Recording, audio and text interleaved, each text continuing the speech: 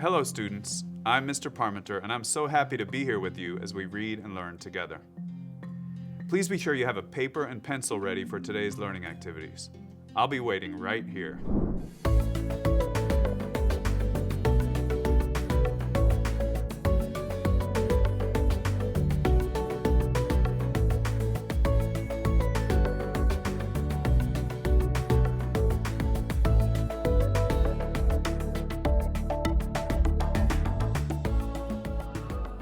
Welcome back. Last time, we read the beginning of a book called How to Steal a Dog, about a girl named Georgina who is going through a hard time. Do you remember what we learned about her life? Her father has left, and because her mom wasn't able to pay the rent by herself, the family got put out of their apartment and are living in their car. We also talked about a word called empathy. And you may remember that was a word that means the ability to understand and share the feelings of others, and it's one of the most important skills that we can have in life. Georgina is looking for people in her life to show her that understanding as she continues to work through this difficult time. I want to tell you about some other things that happen in the story so that the part we're going to read today will make more sense. So Georgina is sleeping in the car one day and she looks out the window and right there, stuck to a telephone pole, she sees a sign. The sign says "Lost Dog" and it has a picture of a dog on it, and right below that it says "Reward, $500." So Georgina decides that she's going to steal a dog and try to turn it back into the owner and get the reward money so that they can afford a place to live. What do you think about that plan? Yeah, I know, I'm a little worried about it too. Well, anyway, Georgina steals a black and white dog named Willie. After a while, Georgina is out and she hears a lady calling for Willie, and it turns out to be Willie's owner. Her name is Carmela. Georgina offers to try to help find Willie and then goes back to Carmela's house to look at a picture of him. That's the part of the story we're going to read today. Today's reading is going to focus on the setting in this story. What have you learned about setting in school? Can you tell me what it means? Good job. Setting means the place and time that a story happens. The setting and details that the author uses to describe the setting can actually help us to better understand the characters in a story. After we read from How to Steal a Dog, we're going to look carefully at the details about how the author describes Carmela's house and see what the setting tells us about Carmela. Okay, here we go. Now remember, right before this part of the story, Carmela had invited Georgina to go to her house and look at a picture of her dog Willie, who we know Georgina has stolen, but Carmela doesn't know that. "Here's Willie," she said, joining me and Toby on the porch and handing me the picture. There was Willie, looking out at me from that silver frame, smiling his doggy smile. "He sure is cute," I made myself say, but my voice came out real quiet and shaky. Carmela nodded and wiped at tears. "He's the cutest dog you ever saw," she said, "and smart, talk about smart." She smiled down at the picture in my hand. "He can count. Can you believe that?" "Really?" Toby said.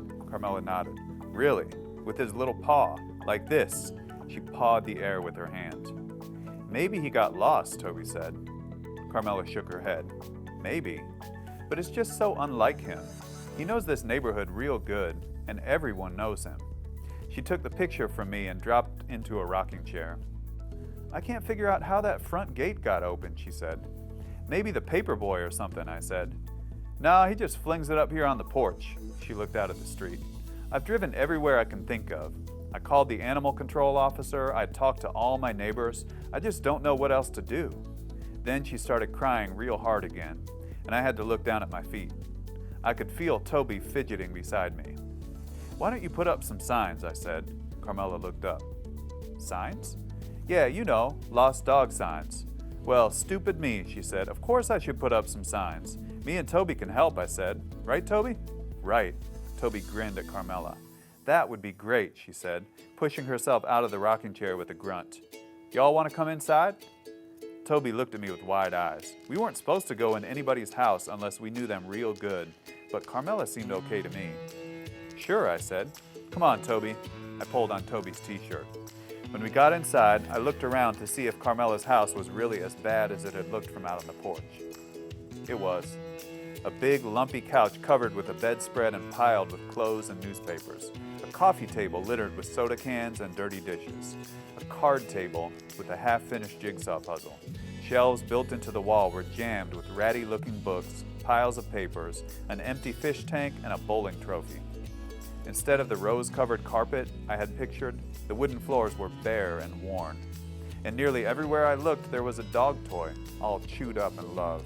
That almost broke my heart and made me tell that lady Carmela everything. But of course, I didn't. My head was swimming with so many mixed-up thoughts, I couldn't get myself to say anything. Carmela shuffled over to a cluttered desk and rummaged through a drawer, then pulled out some paper. She took a red marker out of a mason jar on the desk and stared down at the paper. "What should I say?" she said. "How about lost, little black and white dog named Willie," I said. "And then put reward," Toby said. Darn. How come he had to go and say that? I was going to ease into that part, but it was too late now. Reward? Carmela looked kind of confused.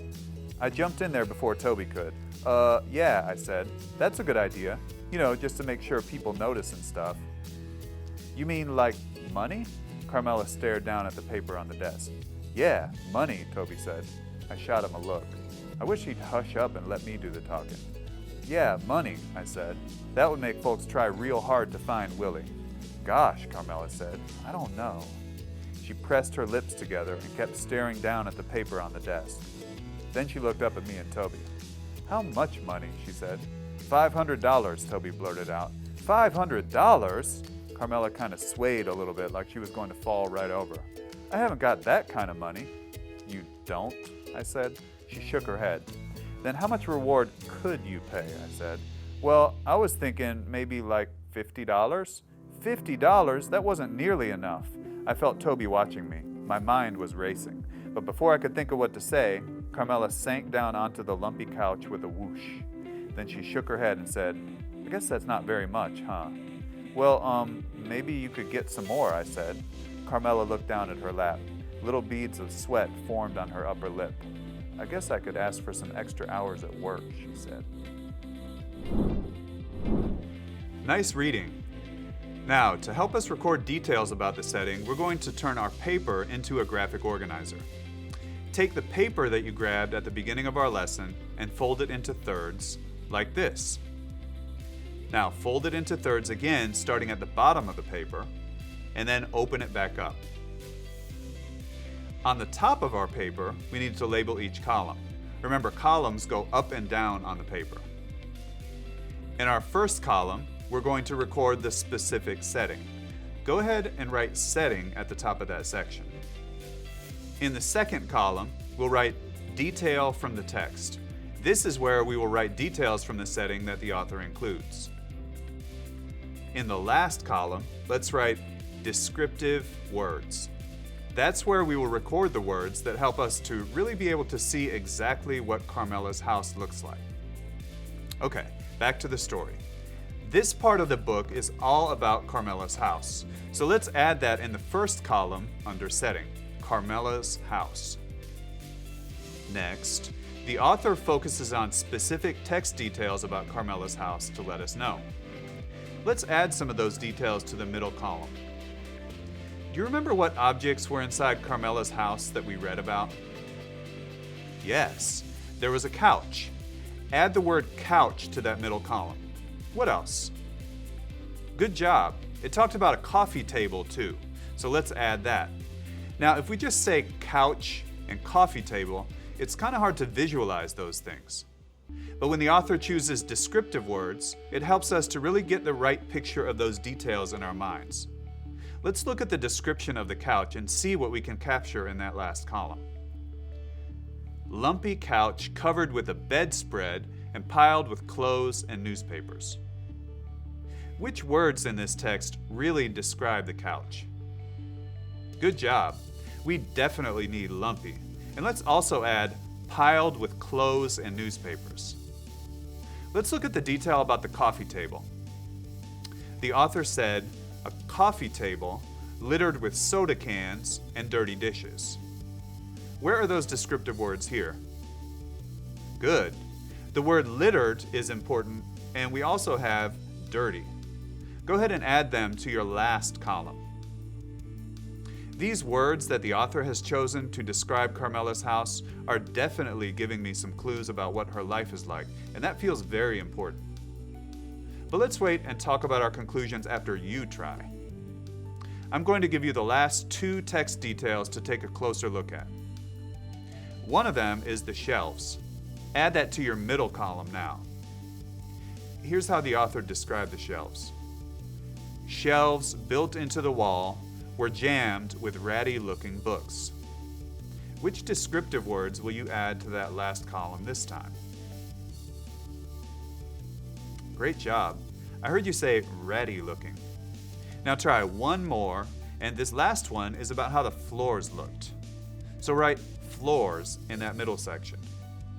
The text says, instead of the rose-covered carpet I had pictured, the wooden floors were bare and worn. Capture those descriptive words on the right-hand side of your paper. What did you get? That's right. Those floors are bare and they are worn. Now, let's think about what we started out talking about today. I told you we were going to look at details from the text to help us to describe the setting of the story. Then, we look at those details and see what they help us to understand about Carmela. Now, Georgina was hoping that she had stolen the dog of someone who had a lot of money, because they'd be able to give her a big reward, maybe enough to pay for a place to stay. But based on the details from the text we wrote on our graphic organizer, what do we know about Carmela's house? Shout it out. That's right. The author's description of Carmela's house shows us that she probably doesn't have a lot of money, and she's struggling too, just like Georgina. And it's really important that Georgina sees Carmela's house, because those things help Georgina to understand what Carmela is going through. Learning those details about Carmela helps Georgina to feel that, what's that word we've been talking about? Yes, empathy that we talked about in the beginning. And Georgina now knows that she has brought some real sadness into what looks like an already difficult life for Carmela.